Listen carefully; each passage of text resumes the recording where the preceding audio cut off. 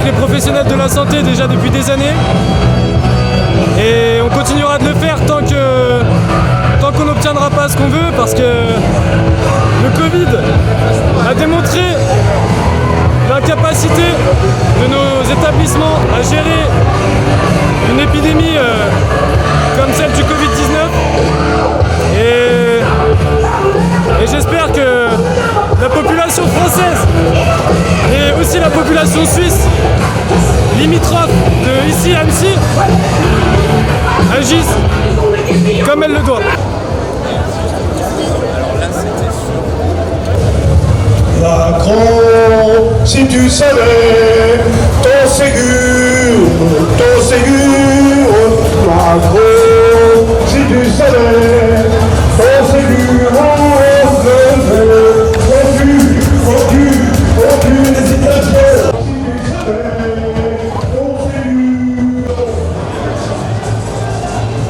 Le Ségur de la santé.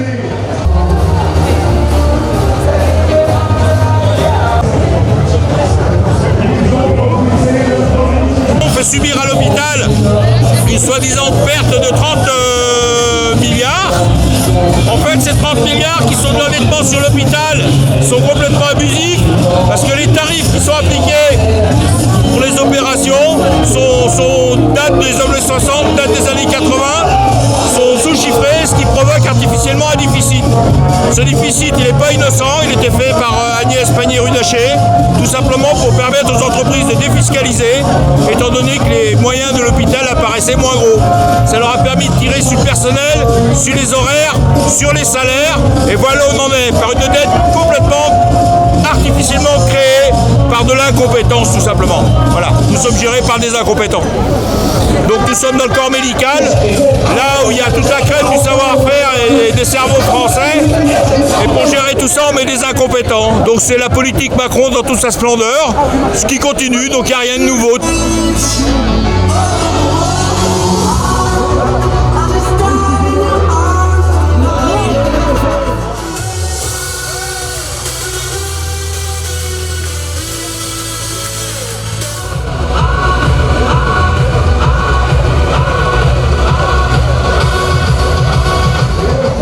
Un enterrement, c'est l'enterrement de quoi? Médico-social, tout ça, du boulot, des infirmières, responsable, tout ça.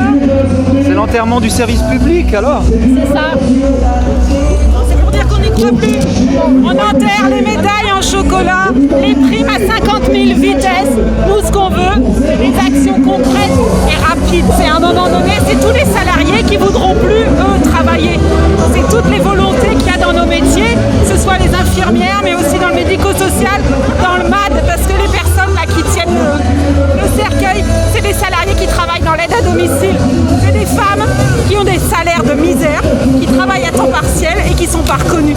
Donc c'est leur métier qu'elles enterrent, parce que bientôt il n'y aura plus personne pour travailler à domicile. Et les personnes âgées, les personnes handicapées qui ont besoin d'aide, eh ben, se débrouilleront. Elles iront en EHPAD où les conditions d'accueil ne sont pas non plus super. Le droit prescriptif en santé a détruit des centaines de millions de masques, a refusé des tests, a organisé la pénurie pour nous confiner dans un confinement moyenâgeux. Et pendant ce temps, il a poursuivi et amplifié la destruction des droits collectifs et individuels.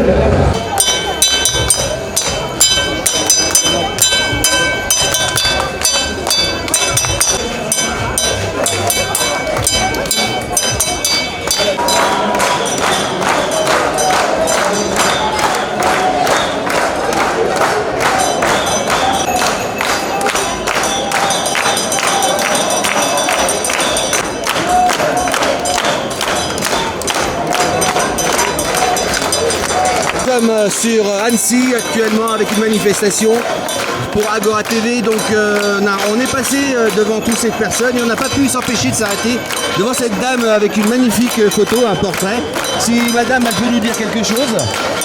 Alors en fait c'est un portrait de Macron-Vie, je l'appelle. C'est réalisé par le collectif Balai Masque qui appelle donc à se mobiliser non seulement pour les soignants, mais aussi pour une nouvelle société, je dirais, pour dénoncer tout ce qui ne va pas dans la politique actuelle du gouvernement. Et la symbolique, c'est de dire que Macron a sa part de responsabilité, qu'il est complice d'assassinat, parce qu'il a laissé des gens mourir, parce qu'il n'a pas... Enfin, il a préféré faire passer les profits avant les vies, et c'est ça qui est insupportable. Donc quand on fait ça, on se zombifie, comme ses complices Buzyn et Véran. Pas assez de blouses, pas de tests, et surtout pas assez de lits, parce que ça fait des années et des années qu'ils désossent l'hôpital public, et ils continuent. Le Ségur, c'est une bouffonnerie. L'objectif du Ségur, c'est juste de libérer le temps de travail, comme ils disent, c'est-à-dire de casser les 35 heures. Et l'objectif n'est pas du tout d'améliorer la santé. La santé est un bien public. Donc moi, je ne suis pas soignante, mais je défends l'hôpital parce que l'hôpital est à tout le monde. Et je pense qu'il faut vraiment, vraiment, vraiment changer de politique. Voilà, stop à la politique néolibérale.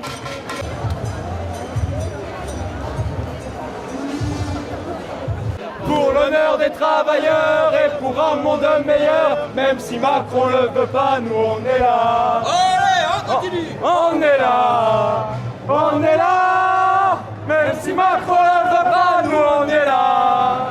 Pour l'honneur des travailleurs et pour un monde meilleur, même si Macron le veut pas, nous on est là. Allez, on est là. On est là.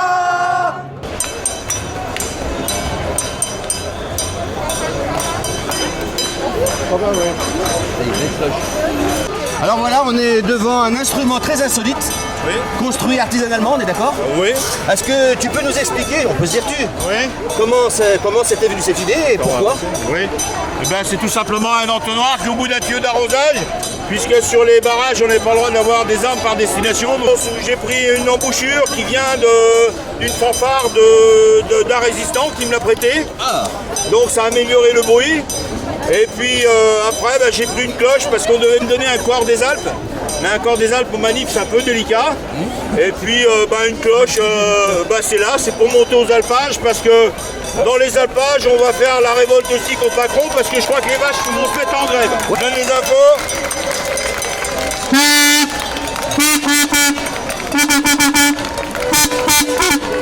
Ah, c'est pas rien, hein.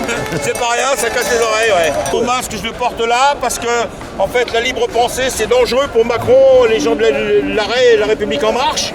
Donc, je le porte sur le front pour limiter mes pensées, pour pas offenser ce monsieur le président, quoi. Une forme de musellement de l'intelligence? On la garde pour nous parce que lui, il la reconnaît pas. Donc, à partir du moment où il y a un récepteur qui fonctionne pas, c'est une forme, je dirais, d'autisme un peu précaire, voire préhistorique, on sait pas d'où ça sort. Mais c'est un monsieur qui apparemment n'entend rien, ne comprend rien, ou si ça rentre pas dans sa poche, il ne sait pas ce que ça veut dire. Que s'il arrive à mobiliser l'argent de nos retraites pour donner aux actionnaires, parce qu'en fait c'est ce qui se passe, il faut remonter la bourse avec l'argent disponible de nos retraites, il y a 2000 milliards, bien tout simplement remettre, ça c'est les lois El Khomri qui lui permettent, parce qu'il n'y a plus de partenaires sociaux, il y a les corps intermédiaires. Le corps intermédiaire c'est un corps qui date de Pétain et qui avant qui datait de la féodalité. Après il y a eu les partenaires sociaux qui étaient des gens directement élus et la représentativité était représentée par les élections prud'homales qui n'ont plus lieu depuis 2002. Donc c'était une forme de députation du social que l'on avait et maintenant elle est devenue impérative. Donc toute élection directe comme la députation qui devient un mandat impératif comme ils le font actuellement, c'est tout simplement un cas d'institution de la République. Donc ce monsieur ne fait pas son travail de président de la République. Il faut quand même rendre hommage à certaines forces de l'ordre.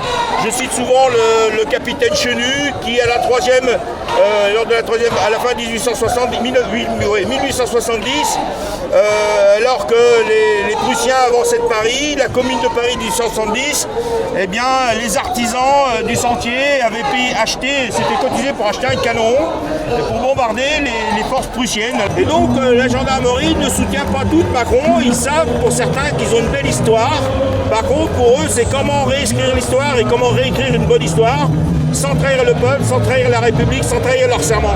Il y en a qui sont très attachés à ça, je pense qu'il y en a une très grosse majorité.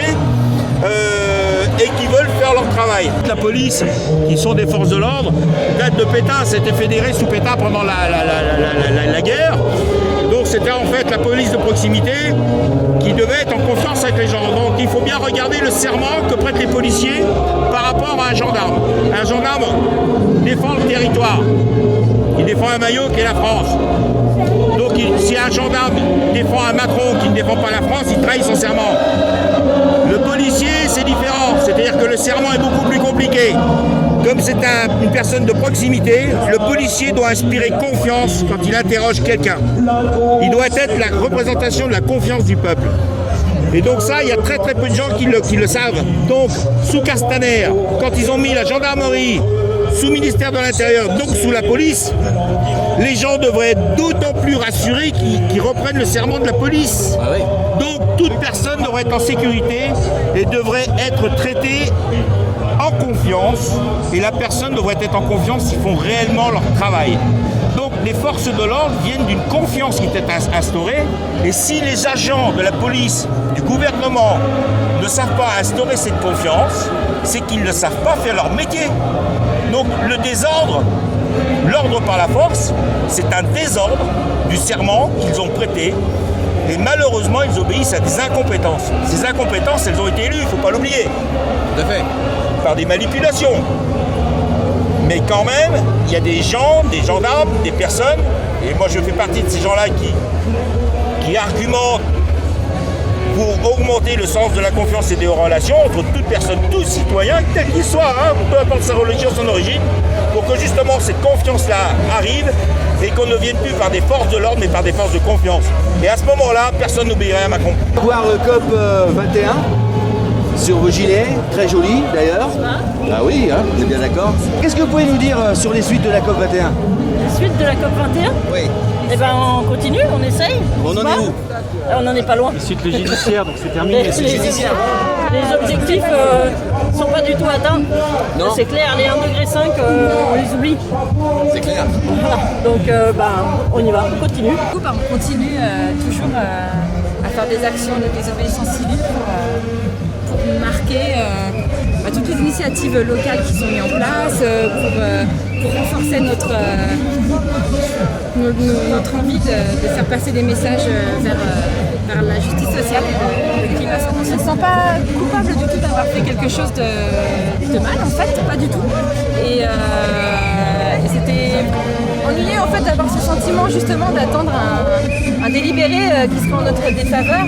Et pour le coup, ça a été en notre défaveur, 500 € avec sursis. Je trouve ça un peu énorme par rapport à l'action. Et c'est dommage en fait de casser les personnes qui annoncent l'urgence climatique. On le rappelle, c'était pour l'histoire d'un cadre avec la photo de Macron. Oui, voilà, c'est ça. Vraiment symbolique. Oui. Et le délibéré a été plutôt dur par rapport à cette symbole. Donc vous étiez une petite dizaine, c'est ça ? On était 9, ouais. 9 fois 500.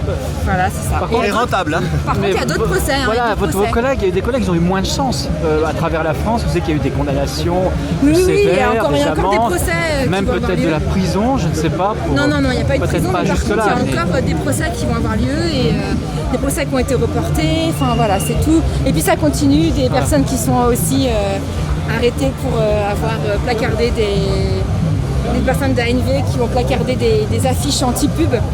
Et pareil, c'est aussitôt réprimandé, aussitôt mis en justice alors que c'est disproportionné. C'est disproportionné, ça va très très vite. Et je me rends compte d'une chose, c'est qu'il y a 2 poids 2 mesures, et quand on voit votre cas similaire à d'autres cas partout dans la France, j'ai envie de dire que ça ne fait pas jurisprudence, puisque vous êtes donc sorti avec 500 € d'amende et du sursis. Oui. Et ailleurs, c'est autre chose, c'est complètement différent, bien plus lourd parfois. C'est ça, ouais. En fait la juge nous disait, la présidente disait qu'en fait ils jugent le cas de vol en fait et pas état de nécessité, d'urgence de nécessité. Pour eux il n'y a pas de nécessité, il n'y a pas d'urgence pour le climat, il n'y a pas de danger imminent en fait. Si on vole, c'est pour en faire quelque chose. Qu'est-ce qu'on peut faire du cadre de Macron ? Attirer l'attention. Attirer l'attention, mobiliser, exprimer que le blabla en a marre et voilà quoi. Voilà, puis le cadre il n'était pas si volé que ça, ils l'ont retrouvé je pense. Le cadre est tout à fait en bon état, il n'y a aucun souci, de toute façon c'est des actions qui sont non violentes, il n'y a pas de dégradation, le cadre est toujours tout va bien quoi. Il est rendu ou séquestré? Non, pour l'instant il n'est pas encore rendu. Alors bonjour, Agora TV sur Annecy avec une manifestation organisée à l'appel des soignants. Nous sommes actuellement devant la préfecture d'Annecy avec une manifestation qui se déroule derrière moi, comme vous pouvez le constater. On peut éventuellement compter à peu près 4000 à 5000 personnes sous réserve, bien entendu, parce que nous, à pied, c'est difficile de compter. Évidemment, on aura les chiffres ultérieurement, mais il se pourrait qu'ils soient même à la hausse. Alors, cette manifestation a commencé vers le parc, je ne sais plus exactement le nom, et on est parti de là-bas, en fait, on a fait tout le tour de la ville. Là, on n'est pas loin de la tête du cortège, et donc on va retourner donc sur le point de départ. Ça doit pas être évident de transporter un cercueil comme ça. Non. Et le conseil départemental qui finance la protection de l'enfance, qui finance l'aide à domicile, qui finance la prise en charge des personnes porteuses de handicap.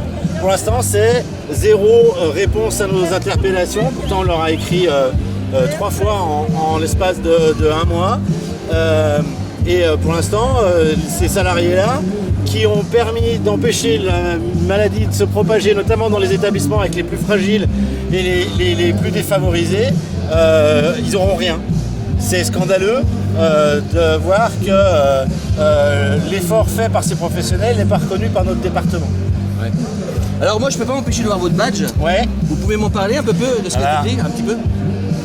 Les 3 mois qu'on vient de passer, c'est la preuve de la pertinence de ce slogan de la CFDT qui est là depuis de nombreuses années.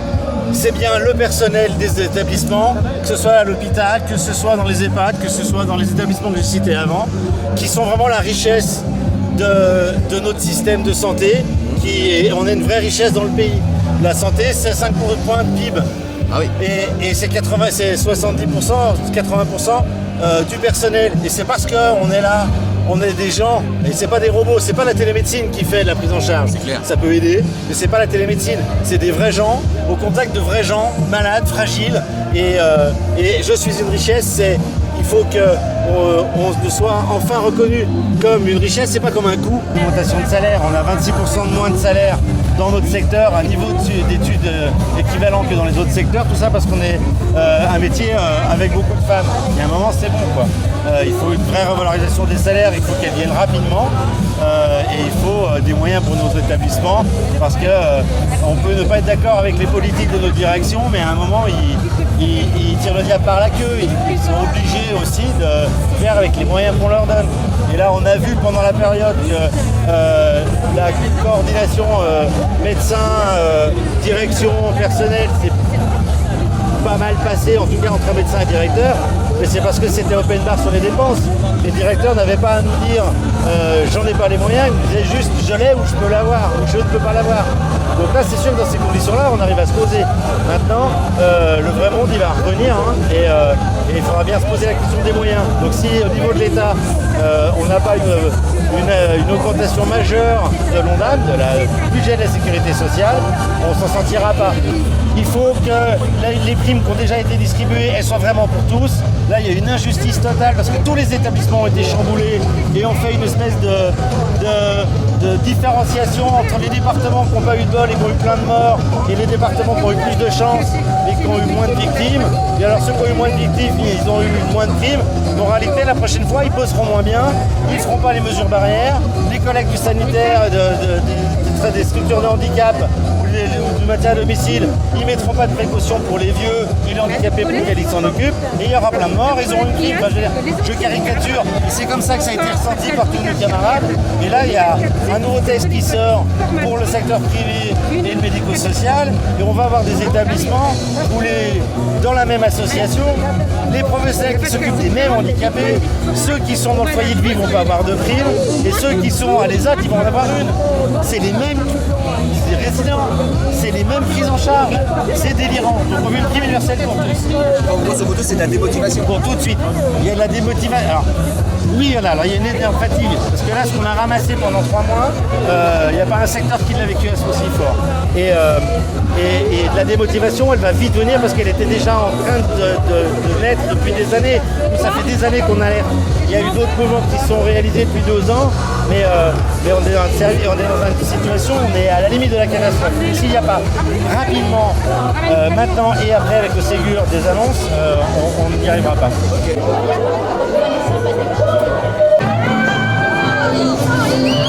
Et ce dessin qui représente vraiment l'image que vous êtes. Alors on aimerait bien vous entendre un petit peu. Bah effectivement oui, on est en galère en ce moment, on est en colère parce que c'est compliqué pour nous. Après moi c'est vrai que j'étais pas dans le service Covid étant donné que je suis en psychiatrie. Mais c'est vrai qu'en psychiatrie ça a été vachement oublié aussi, ne serait-ce pendant cette période Covid, ne serait-ce par rapport au confinement qui a fait décompenser un nombre certain de patients. Donc c'est vrai que c'était compliqué. Alors tiens, justement on entend applaudir, ça a été pendant 2 mois des applaudissements pour le corps médical, est-ce que vous les avez entendus, ressentis? Oui, tout à fait, on les a entendus, on les a ressentis dans la plupart des villes, même les toutes petites villes de Haute-Savoie. Après c'est vrai que là ça fait plaisir de voir du monde qui descend dans les rues, des gens qui applaudissent aux fenêtres, ça fait plaisir de se sentir un peu soutenu quand même par le monde. Évidemment ça a été un appel qui a été fait il y a quelques semaines pour le 16 aujourd'hui et qui appelle aussi les autres personnes à venir vous rejoindre, pas simplement pour la cause médicale mais pour d'autres causes. Exactement, en fait le truc c'est que ça touche pas que les infirmiers, et voilà, ça touche tout le peuple entier, parce que c'est vrai qu'on prend soin d'eux, on essaye de les soigner, et que sans moyens, sans effectifs, sans moyens, sans argent, on peut rien faire. C'est là qu'on voit votre qualité de charité humaine à offrir cette manifestation pour vous-même et pour les autres aussi dans leurs propres revendications.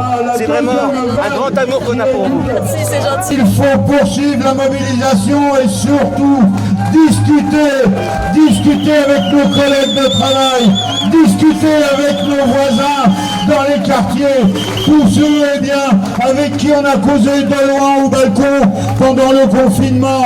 Là, vous l'avez entendu comme moi, et on a des exemples sur le département. Depuis le premier trimestre, ce sont près d'un demi-million d'emplois qui ont été supprimés. Le ministre de l'économie, Le Maire, annonce une vague de 800 000 licenciements d'ici la fin de l'année. Et quand on voit le dernier discours de Macron, ce monsieur a le culot de dire qu'il faut que les Français travaillent plus. Travailler plus, c'est-à-dire se faire plus de fric. Alors non, le travail, il doit y avoir aucun plan de licenciement, aucune fermeture d'entreprise, aucun poste supprimé dans les services publics, et au contraire, des milliers de postes créés, entre autres dans la santé, et pas seulement dans l'hôpital, mais dans les EHPAD. Alors le fric, où on le prend? Eh bien on le prend sur le capital. Tous ceux qui ont continué à verser des dividendes pendant la crise sanitaire. Tout ça, il faut en parler avec nos collègues de travail, avec nos voisins de parler, pour préparer tous ensemble une grande riposte du monde du travail. C'est nos vies ou leur profit. Alors pour nous, le choix est vite fait, c'est notre vie à nous tous.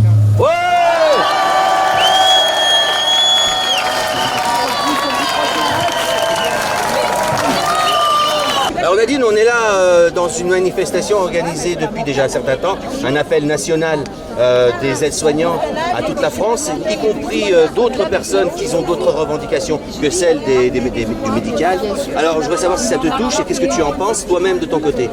Je pense que de toute façon le système touche absolument tout, il détériore tout, enfin le système capitaliste veut tout racler, c'est un système extrêmement destructeur, il détruit aussi bien le social, l'humain que l'écologie.